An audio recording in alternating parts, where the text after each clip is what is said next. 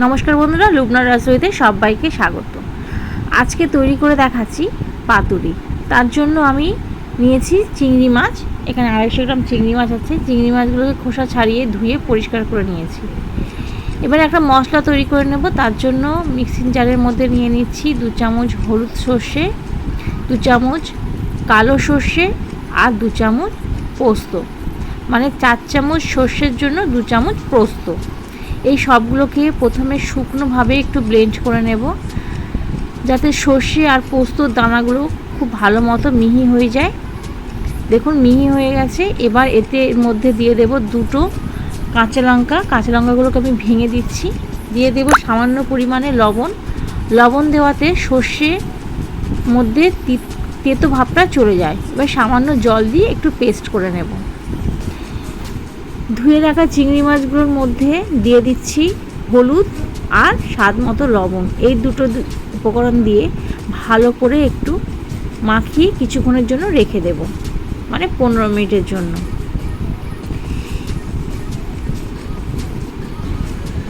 যে পেস্টটা আমি করেছি সেটা আমি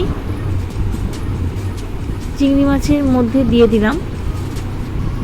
সবগুলোকে ভালো করে মিক্সি থেকে বার করে দিয়ে দিচ্ছি। আর দিয়ে দিচ্ছি নারকেল। এখানে আমি 2 চামচ নারকেল বাটা দিচ্ছি। এটা অবশ্যই দেবেন যদি বাড়িতে থাকে, কেননা নারকেলটা দিলে এর স্বাদ দ্বিগুণ বেড়ে যায়। এবার এর মধ্যে দিয়ে দিলাম 2 চামচ সর্ষের তেল। সব কিছুকে দিয়ে খুব ভালো করে একটু মিশিয়ে নেব। মেশানো হয়ে গেলে এর মধ্যে দিয়ে দেব এবার 2 চামচ টক দই। টক দইটাকে দিয়ে আবারও কিছুক্ষণ মিশিয়ে নিচ্ছি। আর তার মধ্যে দিয়ে দিলাম চিনি। চিনিটা দিলে টক দইয়ের যে টক ভাবটা থাকে একটু, সেটাকে ব্যালেন্স করে আর খাবারের স্বাদটাও একটু বাড়িয়ে দেয়।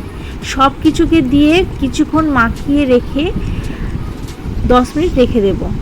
এবার আমি কুমড়ো পাতা নিয়েছি। এই পাতার মধ্যে কিছুটা মিশ্রণ আমি এর মধ্যে দিয়ে দিলাম। এবার উপরে একটা কাঁচা লঙ্কা দিয়ে আর দিয়ে দেবো একটু সর্ষের তেল। এই দিয়ে এবার ভালো করে ফোল্ড করে নেব। আমি প্রথমে একটু সিঙ্গেল পাতা দিয়ে করছি, তারপর আমি ডাবল পাতা দিয়ে কোট করব। সব কিছুকে মুড়িয়ে দিয়ে এবার সুতো দিয়ে খুব ভালো মতো আমি বেঁধে দিচ্ছি। এটা কলা পাতাতেও করা যায়, কিন্তু কুমড়ো পাতাতে করলেও এর স্বাদটা বেড়ে যায় অনেকটাই। আমি আর একটা তৈরি করে দেখাচ্ছি, ঠিক একই প্রসেসে করছি। এখানে আমি একটা বড় পাতার সাথে একটা সামান্য একটা ছোটো পাতা নিয়েছি। আর ছোটো পাতাটা দুটো পাতা নেওয়ার জন্য একটু বড় বড় লাগছে পাতুরিটা। খুব ভালো করে সুতো দিয়ে আমি বেঁধে দিচ্ছি, যাতে কোনো রকমভাবে বেরিয়ে না আসতে পারে। এদিকে গ্যাসের মধ্যে কড়াই বসিয়ে দিয়েছি, তাতে দিয়ে দিলাম পরিমাণ মতো জল। জলের মধ্যে স্ট্যান্ড বসিয়ে দিচ্ছি, মানে স্ট্যান্ডের নিচেই যেন জলটা থাকে। উপরে একটা ছাঁকনিওয়ালা বাসন দিয়ে দিলাম। এবার যে পাতুরিটা আমি করেছি 4টে, সেটা এর মধ্যে দিয়ে ভালো করে ঢাকনা চাপা দিয়ে দিলাম 15 মিনিটের জন্য। 15 মিনিট পর ঢাকনা খুলছি। একটু গ্যাসের ফ্লেমটা আমি হাইতে করে দিয়েছিলাম বলে জলটা একটু উপরে উঠে আসে।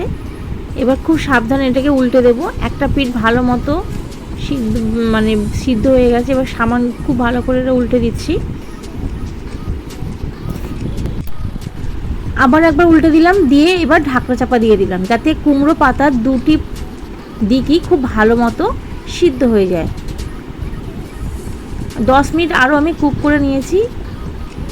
এবার আমি প্লেটের মধ্যে তুলে দেখাচ্ছি।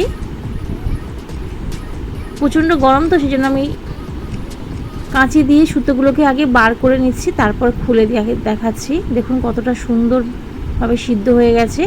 আর গরম ভাতের সাথে এটা খেতে অপূর্ব লাগে। যদি এই ভিডিওটি আপনাদের ভালো লেগে থাকে তাহলে অবশ্যই চ্যানেলটাকে সাবস্ক্রাইব করবেন, পাশে থাকা বেল আইকনটি প্রেস করবেন, লাইক কমেন্ট এবং শেয়ার করার অনুরোধ রইল। আর একবার হলেও বাড়িতে তৈরি করে দেখে নিতে পারেন। আজ তবে এই পর্যন্ত। আবারও চলে আসবো নতুন কোনো ভিডিও নিয়ে। ভালো থাকবেন, সুস্থ থাকবেন। ধন্যবাদ।